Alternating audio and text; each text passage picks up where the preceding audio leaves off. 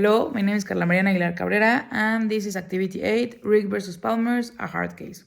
Okay, so basically what we have here is a case about a grandfather that writes his will, and in said will he leaves a small part of his patrimony to his two daughters and a bigger part of his patrimony to Elmer E. Palmer, his grandchild. His grandchild knew what the will said and decides to kill his grandfather in order to receive the inheritance faster. Here, it's important to highlight the way that the Dworkin's interpretativism theory works, as the letter of law, the written law, said that Elmer E. Palmer was, in fact, in all his rights to receive the inheritance. If it was meant to, if the judge was only meant to obey the written law, then Elmer E. Palmer would have received his inheritance left by his dead, murdered grandfather. However, the Dworkin's interpretative theory says that no one should benefit, like no human being, no individual should benefit from their own wrongdoings.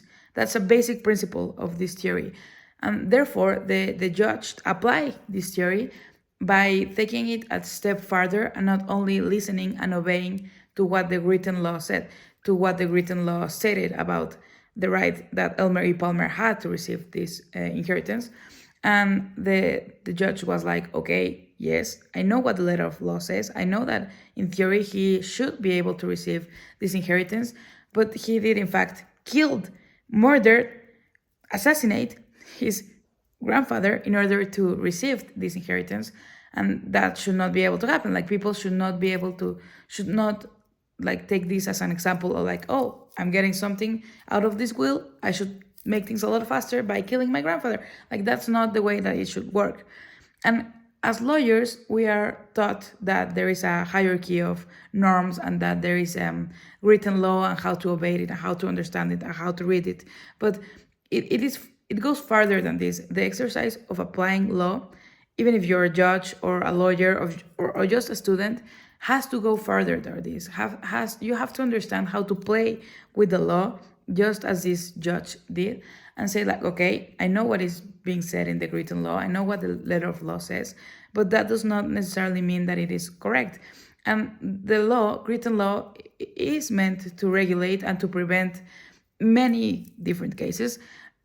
That's why there are civil codes, that's why there are penal codes, that's why there are taxes or whatever. But it's physically impossible to predict and to prevent every single outcome made by a human mind.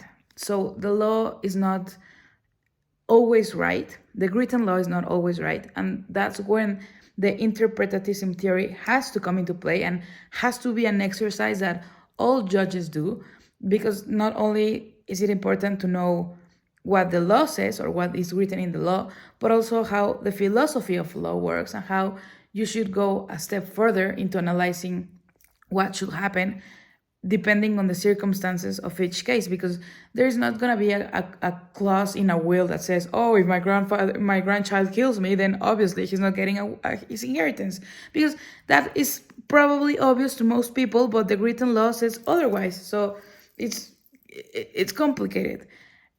Anyway, because of the applying of Dworkin's interpretative theory, the New York court decided that yes, he was in his right to receive said inheritance, but Elmer E. Palmer should not and will not use any of the estate or patrimony left to him because of the way that he intended to receive it. Like, he killed his grandfather, and that was his plan to receive it.